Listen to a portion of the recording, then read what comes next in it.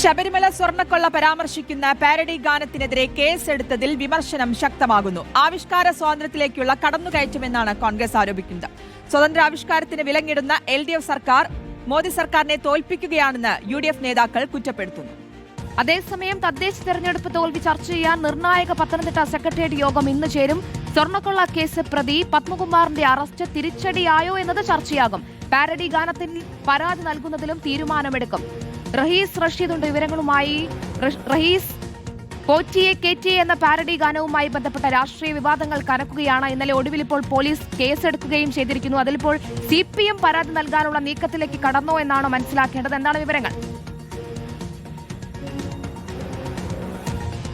ഹരിപ്രിയ, ഈ പോറ്റിയെ കേറ്റിയോ എന്ന ശബരിമല പാരഡി ഗാനത്തിനെതിരെ തിരുവാഭരണ ബാധ സംരക്ഷണ സമിതിക്ക് പിന്നാലെ CPM കൂടി പരാതി നൽകുമോ എന്നതാണ് എല്ലാവരും ഉറ്റുനോക്കുന്നത്. അക്കാര്യത്തിലൊരു തീരുമാനം ഇന്ന് ചേരുന്ന CPIMന്റെ പത്തനംതിട്ട ജില്ലാ സെക്രട്ടേറിയറ്റ് യോഗത്തിൽ ഉണ്ടാകും. ജില്ലാ കമ്മിറ്റിയുടെ ഒരു തീരുമാനം പരാതി നൽകാൻ തന്നെയാണ്. പക്ഷേ സംസ്ഥാന കമ്മിറ്റിയുടെ ഒരു നിർദ്ദേശം കൂടി ഇക്കാര്യത്തിൽ ലഭിക്കണം. ഇന്നത്തെ സെക്രട്ടേറിയറ്റ് യോഗത്തിൽ കേന്ദ്ര കമ്മിറ്റി അംഗങ്ങളായ CS സുജാതയും തോമസ് ഐസക്കും പങ്കെടുക്കുന്നുണ്ട്.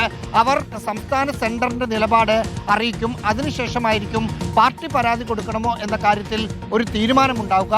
അതിനിടെ പോലീസ് കേസെടുത്തതിനെതിരെ ഗുരുതരമായ വിമർശനങ്ങളുമായി UDF രംഗത്ത് വരുന്നുണ്ട്. കാരണം പോറ്റിയെ കേറ്റിയെ എന്ന ആ തരത്തിലുള്ള ശബരിമല പാരഡി ഗാനം ഇതിനു മുമ്പും ഉണ്ടായിട്ടുണ്ട്. 1994 K കരുണാകരനെതിരെ അന്ന് ഈ പാട്ട് മന്ത്രിയെ പയ്യപ്പോ പയ്യപ്പോ മന്ത്രിയെ എന്ന രീതിയിൽ പാരഡി ഗാനം ഉണ്ടായിരുന്നു. ഈ അടുത്ത് 2019 ഈ ശബരിമല വിവാദ സമയത്ത് അന്ന് BJP പ്രസിഡന്റായിരുന്ന K സുരേന്ദ്രൻ ഈ തരത്തിൽ പാട്ടുകൾ ശബരിമല ഗാനം പാരഡിയായിട്ട് ഇറക്കിയിട്ടുണ്ടായിരുന്നു.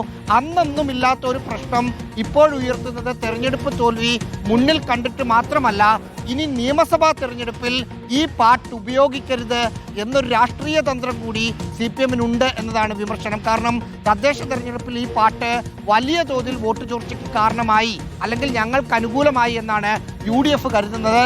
അതുകൊണ്ട് ഒരു 3-4 മാസത്തിനകം നടക്കുന്ന നിയമസഭാ തെരഞ്ഞെടുപ്പിൽ ഈ പാട്ട് വീണ്ടും ഉപയോഗിക്കാൻ തീരുമാനം UDFന് സ്വാഭാവികമായും ഉണ്ടാകും.